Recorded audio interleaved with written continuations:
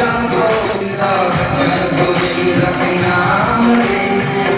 my dear friend, are you still on the way? In this age of success, there's no other way. Get me from a different age. So please cheer me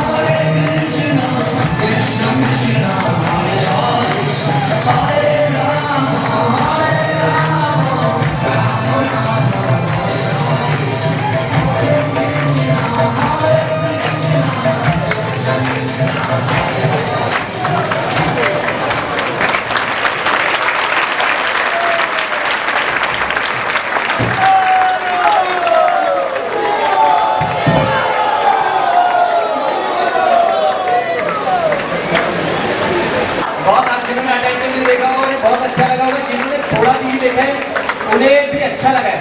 very good. और ना हम थोड़ा सा ना एक सेवा करेंगे, ये सत्संग की सेवा है और सबसे बड़ी विशेष बात है भगवान की किसी चीज में थोड़ी सी देर के लिए बैठते हैं ना, उससे हमारी बहुत बड़ी आध्यात्मिक कमाई हो जाती है। तो ना ये देखो, हरे हरे हरे राम हरे राम राम राम हरे हरे सर्व सिद्धि प्रदान करता है। तो नेक्स्ट प्ले एक ऐसे क्रांतिकारी कहानी जो बहुत बड़े क्रांतिकारी थे, उन्हें कितनी यातनाएं, कितना टॉर्चर मिला, उसके बाद में वो साधु बने और साधु बन के उन्होंने हमें दुखों का जगत। तो हम कह रहे हैं थोड़ा तो पसीना हमें बहा लेना चाहिए, अच्छा है, बहुत सारे पाप खत्म हो जाएंगे। तो एक बार सब लोग बोलेंगे पिताजी के लिए हम लोग वेलकम करते हैं और पिताजी से प्रार्थना करते हैं कि आज हमें आशीर्वचन प्रदान करें और हरिनाम के जो साधक हैं हम लोगों को और जो विशेष हम लोगों के लिए लाए हैं और गीता भवन ऋषिकेश से गंगा माई आशीर्वाद हम सब लोगों की हमारी हरिनाम निष्ठा बढ़े। और भगवान चैतन्य महाप्रभु कहते थे कि नाम रुचि को पहली चीज बताइए।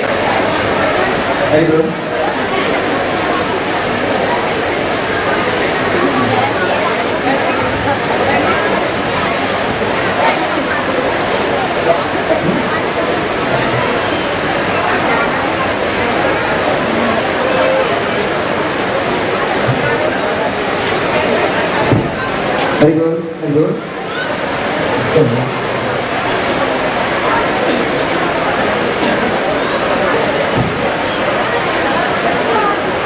Very good.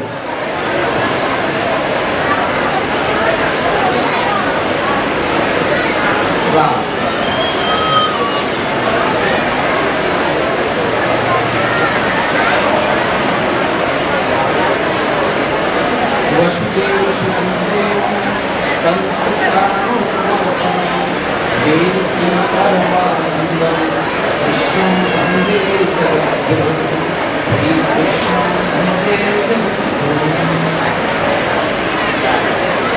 श्रीमान नारदी भगवत मिशन कि आज के इस कार्यक्रम में जो कि भगवान के भक्त नारायण जी का की जयंती के रूप में मना रहे हैं और इस क्षेत्र के गणमान्य सज्जन वृंद, मातृशक्ति और हमारे जो इस मिशन से जुड़े हुए सभी कार्यकर्ता भाइयों, सबको इस आज शुभ अवसर पर हार्दिक बधाई है। और ये जिस तरह से इस कार्यक्रम को कर रहे हैं, इसको देखकर और हृदय में जो भाव उठा कि भगवान पृथ्वी पर अवतार लेते हैं तो वो केवल दुष्टों का संहार करने के लिए नहीं, और भी कई मिशन साथ में लेकर रहते हैं। अभी हमारे समाज में जो कुरीतियाँ हैं उनको दूर करने के लिए भगवान ने अपने रूप में नहीं, अपने ग्वाल वालों की पूरी टीम को यहाँ भारतवर्ष में भेजा है। ये भगवती नारी मिशन के जो बाल गोपाल और कार्यकर्ता हैं, ये भगवान के उस द्वापर युग में अवतार के समय उनके साथ में मक्खन चोरी करके और खेल खेल करके यहाँ से गए थे। उनको वापस भेजा है कि भारत में मेरे आने का समय अभी नहीं हुआ है, तुम लोग जाओ और जाकर के समाज में जो कुरीतियाँ हैं या विदेशी संस्कृति का भारत पर जो प्रहार हो रहा है उसको दूर करने के लिए तुम जाकर के वहाँ अपना कार्य करो। इस मिशन के कार्यकर्ताओं को देख करके ऐसा लगता है कि भारत का भविष्य सुरक्षित है। और यहाँ की जो मातृशक्ति है, पौधा होता है, जो वृक्ष होता है, उसमें मुख्यतया जो रोल है वो तो धरती माता है। उसी तरह से इन बच्चों के चरित्र निर्माण में अगर किसी का योगदान है तो वो इनकी माताओं का है। गीता प्रेस गोरखपुर वर्तमान में हमारे हिंदू धर्म, सनातन धर्म, वैदिक धर्म के प्रचार प्रसार के लिए देखिए किस तरह से बाधा आने पर भी हम लोग अपने उत्साह को अगर नहीं छोड़ें तो किस तरह आनंद होता है। हमारे भाई ने अभी लोड शेडिंग होने पर किस तरह हरिनाम का कीर्तन करवाया और सभी आनंद और प्रफुल्लित होकर के उस कीर्तन में सम्मिलित हुए। मैं थोड़ा सा परिचय दे रहा था गीता प्रेस की स्थापना के विषय में। संभवतया यहाँ बहुत चंद लोगों को मालूम होगा। उनके संस्थापक श्री जयदयाल गोयनका एक साधारण परिवार में पैदा हुए, लेकिन बचपन से उनके अंदर भक्ति के संस्कार थे। 22 वर्ष की उम्र में, छोटी सी उम्र में, 22 वर्ष की उम्र में भगवान ने साक्षात प्रकट कर शंख चक्र गदा पद्म विष्णु के रूप में उनके समक्ष प्रकट होकर दर्शन दिए और कहा कि मेरे से वरदान मांगो। उन्होंने कहा प्रभु मैंने आपको बुलाया तो नहीं था। भगवान बोले हाँ तुमने बुलाया नहीं, लेकिन मैं अपनी मर्जी से आया हूँ और मैं जहाँ आता हूँ तो कुछ न कुछ देकर जाता हूँ, इसलिए मैं कह रहा हूँ तुम कुछ वरदान मांग लो। जयदयाल जी ने कहा मुझे कोई भी इच्छा नहीं है, मैं कुछ भी आप पिता के अलग अलग लड़के, कोई पढ़ लिख करके बहुत ऊंचा बन जाता है, कोई भले हाल जीवन बिता लेता है, तो ये क्या है, ये उसका भाग्य है, उसके पूर्व जन्म में की हुई प्रारब्ध का फल है। हम लोगों को इत्तेफाक से ये जन्म भारतवर्ष में अच्छे माता पिता के यहाँ मिला है, जिससे कि आज हम लोग इस सभा में मौजूद हैं, इस कार्यक्रम में मौजूद है। ये सिद्ध करता है कि हम भगवान की नजर में हैं, भगवान की प्रेम दृष्टि हमारे ऊपर है। तो हमें क्या मिला, अच्छे माता पिता के यहाँ मिला, और आज ऐसी कॉलोनी में ऐसी जगह मिला जहाँ पर ऐसे भगवत भक्त बच्चे हैं जो नाम टीचर है, कुछ नहीं करने वाले, उनकी प्रकाश में, उनकी अध्यक्षता में जो कुछ करती है ये मातृशक्ति करती है। तो हम लोगों को किसी के बहकाने से, किसी के बतलाने से नहीं बहकना है। आज टीवी सीरियल्स जो घरों के अंदर में हम देखते हैं, देर रात तक प्रत्येक कमरे में अलग अलग टीवी लगा के रखे हैं, ये क्या है?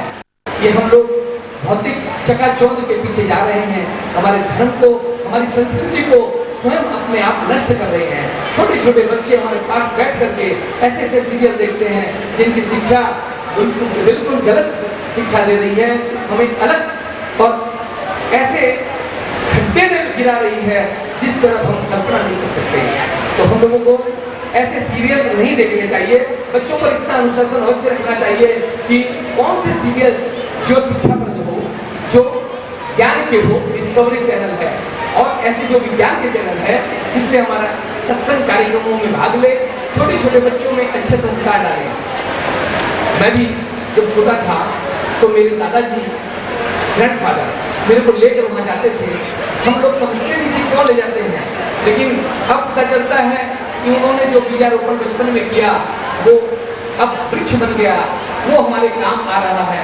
इसलिए मैं अपने जीवन से कहूँगा कि आप भी अपने के गंगा स्नान के साथ साथ वहाँ होने वाले सत्संग को भाग ले और नाम संकीर्तन।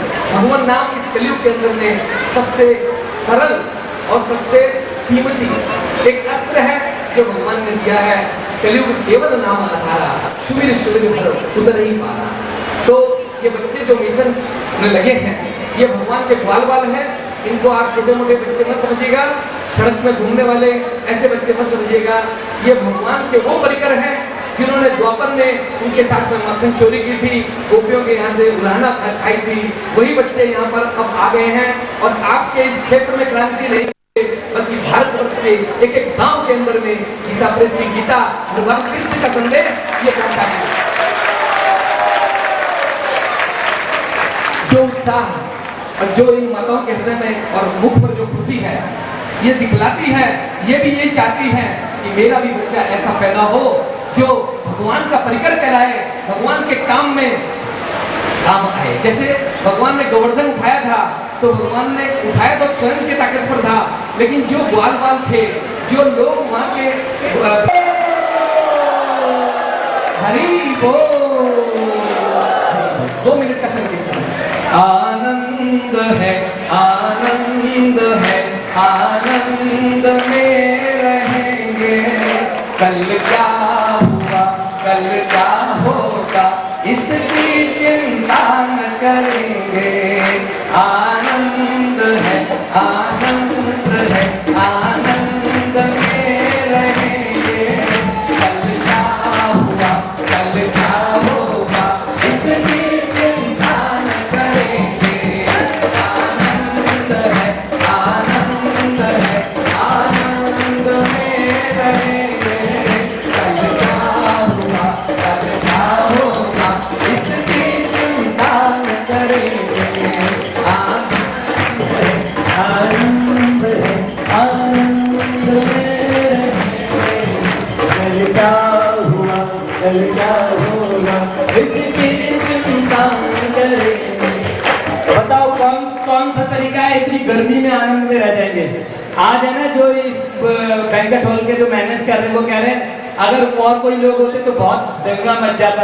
इतने सारे भक्त लोग आए और पहले पानी साफ कर रहे, अब एसी सारा सिस्टम इधर का फेल हो गया। तो उन्होंने कहा इतनी गर्मी में लोग बैठे हैं। मैंने कहा बहुत बहुत धन्यवाद, ये भगवान की परीक्षा होती है। हम लोगों की परीक्षा तो होती है, साथ में आप सब लोगों की परीक्षा है। वाकई में हम अपने आप को, क्योंकि वैसे ही कष्ट पाना है, तो अगर कष्ट पाके और हमें अभ्यास हो जाए संसार में कृष्ण भक्ति करने का, भक्ति करने का। हरि नाम हरि नाम हरि नाम हरि नाम हरि नाम हरि नाम हरि नाम हरि नाम हरि नाम हरि नाम हरि नाम हरि नाम हरि नाम। आपको अब जो नेक्स्ट प्रोग्राम है ये इसकी लाइट का बोलना, जो स्टेज की लाइट के बारे में हरी बोल, स्टेज की लाइट प्ले होने वाला है। ज्ञान पहले तो वो शंकर भगवान के भक्त थे बचपन में, उसके बाद में उनके साथ क्या हुआ, क्रांतिकारी बन गए। उसके बाद में सन्यासी बन गए। सन्यासी बन के सो अहम, वो है जो मैं हूँ, भगवान और उस भगवान में एक हो जाना, निर्गुण ब्रह्म का ज्ञान, इस तत्व का ज्ञान उन्होंने और अपने अंदर प्रतिष्ठित किया।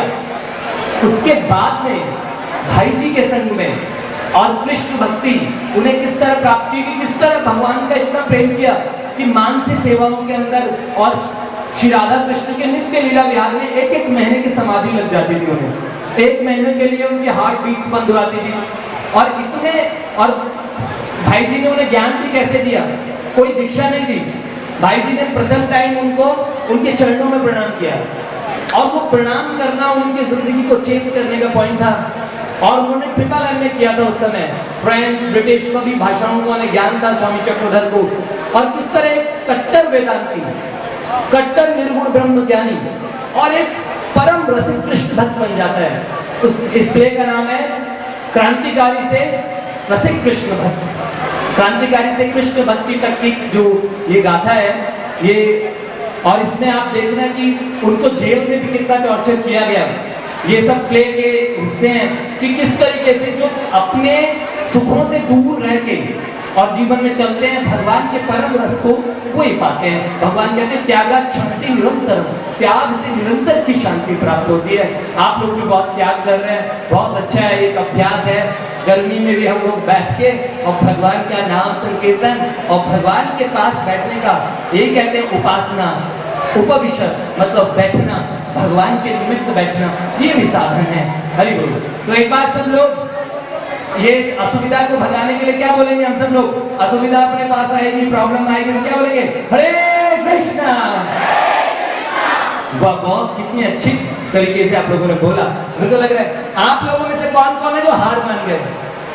अभी हार नहीं मानी ना? पसीना बहुत है। हरि बोल। एक बार बताओ किसी ने हार मानी? हाथ खड़ा करना जिन्होंने हार मानी। अच्छा, जो लोग अभी रेडी हैं, अभी भी तैयार बैठे, हाथ ऊपर करना जरा कि कोई बात नहीं। हरि बोल। बहुत बहुत अच्छा। सरफरोशी की तमन्ना हमारे दिल में है, देखना है जोर कितना बाजुए कातिल में है।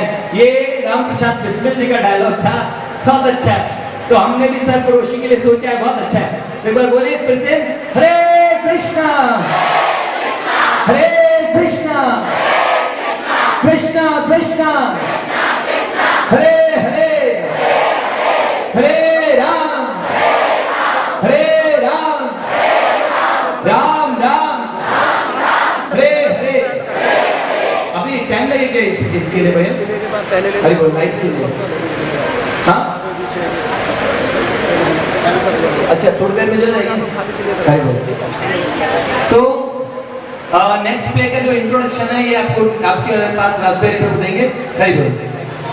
हरे कृष्णा हरि बोल। पहले का अनाउंसमेंट, छोटू कहीं पे भी हो तो वो एक बार स्टेज के पीछे वो उनको एक सामान दिया हुआ तो उनको दे दे। वृंदावन प्रभु छोटू हरे कृष्णा महामंत्र दास। हरि महामंत्र प्रभु एक बार स्टेज के पीछे और इनको सामान देना। जी ये जो प्ले है इसके अंदर जैसे भैया ने बताया एक बहुत महान क्रांतिकारी थे, उनके जीवन की एक गाथा है जो बचपन में शिव भक्ति करते थे, छोटे से थे। जैसे हमारे छोटे छोटे भक्त लोग हैं अभी पेंसिल के पीछे या छोटी छोटी चीज़ों के पीछे भगवान को याद करते हैं। फिर धीरे धीरे बड़े हुए, उसके बाद में अपने कॉलेज लाइफ में गए तो उस समय का जो समय था उस वक्त क्रांतिकारी समय था, भारत गुलाम था।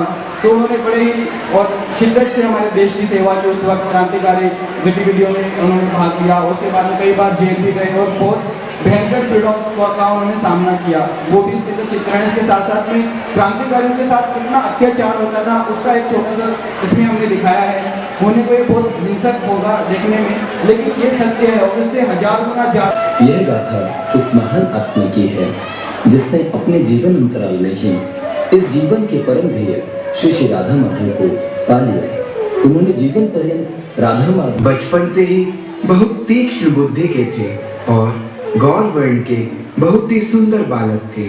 एक समय जब वे 5 वर्ष के थे तो उनके द्वार पर एक साधु आया। भिक्षाम देहि सच्चिदानंद प्रभो। चक्रधर खेलना छोड़कर उनको देखने लगे।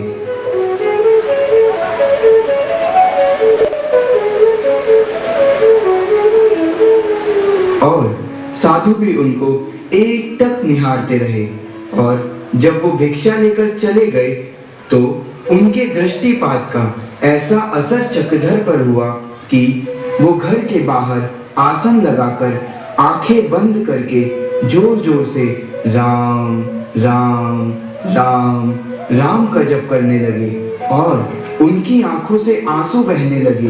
वह शरीर में कंपन होने लगा।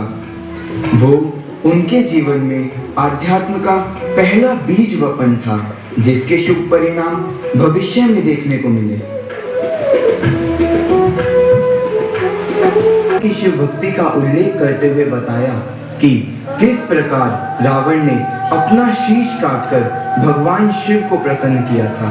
चक्रधर यह सब बड़े ध्यान से सुन रहे थे और उन्होंने मन ही मन सोचा कि मैं भी भगवान शिव को प्रसन्न करूंगा, परंतु मैं मस्तक तो काटकर नहीं चढ़ा सकता, पर प्रतिदिन एक बूंद रक्त की अवश्य चढ़ा सकता हूँ। बस चक्रधर अपने गांव के व्यक्ति से ब्लेड मांगकर ले आए और अपनी उंगली को जरा सा काटकर रक्त की बूंद अपने घर में प्रतिष्ठित शिवलिंग पर चढ़ाकर बड़े प्रसन्न हुए। जब अगले दिन उनके बड़े भाई ने रक्त की बूंदें शिवलिंग पर देखी अनर्थ हो गया, अनर्थ हो गया, ऐसे अनर्थ हो गया। तो वे बड़े खिन्न व दुखी हुए। उन्होंने शिवजी से क्षमा प्रार्थना की व सविधि पूजा की, परंतु जब 2-3 दिन तक